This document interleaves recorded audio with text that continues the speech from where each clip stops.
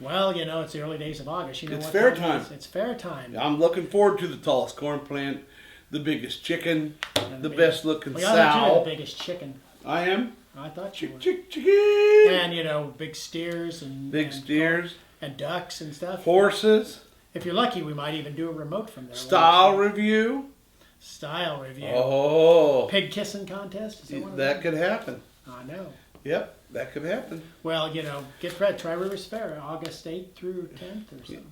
6 through 10. 6th through 10th. There is a downtown parade, too. And there is old timer showmanship. Yeah. There's a little tip for you. That's a new program this year. Old timers. We'll read all about it. That's right. Read it in the Salina Journal. That's right. All right. Well, welcome to your old news update. Yeah. I'm Izzy Fitz. I'm Bud Driscoll, and we're both glad to be here. Yes, we are. Very glad to be here. Although it's getting a little warm in here. It is warm in here. That's right. Let's shout out to our sponsors. Before we right. get started, Eagle Crest Retirement Community, You got it. 1501 East Magnolia, Headley's Clothing, 1829 South 9th, and Smoky Hill Museum, 211. Oh, West Iron. West My Iron. favorite spot on earth. That's right. Topping the headlines from yesteryear. Okay, it's August 8th, 1989, 25 years ago. People from all over the nation have flocked to the Indian burial pit in Salina this summer to get a last glimpse of the remains displayed there before the site is closed. The Kansas State Historical Society and the pit's owners are arranging the sale of the property to the state, and the site will be closed when the sale is complete. The remains at the burial site are believed to be the ancestors of the Pawnee, Arikara. that's what I was going to say that, and the Wichita Indian tribes. Wow. So, you know, them bones are, maybe be moving them bones. They moved them bones. 50 years ago, August 4th, 1964. Another fire. What started the fire which destroyed the L&C Lumber Company at 612 South Broadway? What started it? What started? It was possibly the same thing that burned the rest of Salina all day. Probably. That thing was sunlight. Sunlight. Hot sunlight. Oh, no. It may have caused tile in the company's building to catch fire. Fire inspectors Tuesday began checking that possibility. Yeah, it was even hot back then. It was. You catch your roof on fire. So you watch it. Keep your roof well,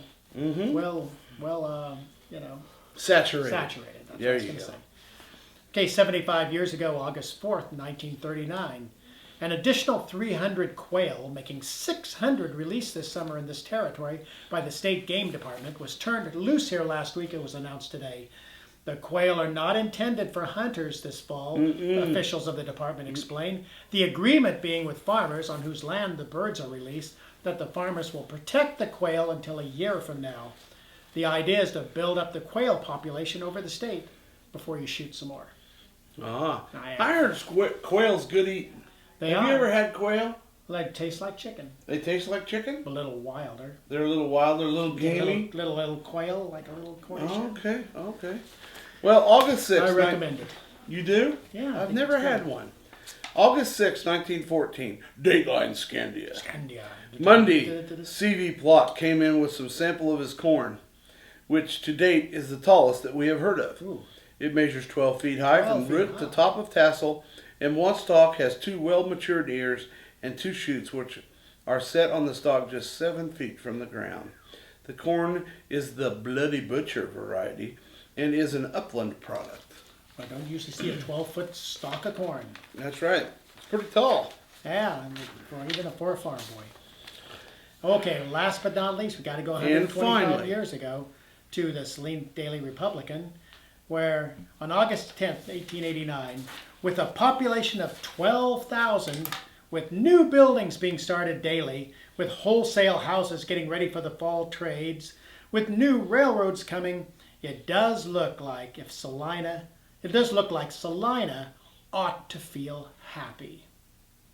And I'm smiling. 12,000, we've come a long way That's right. since 12,000.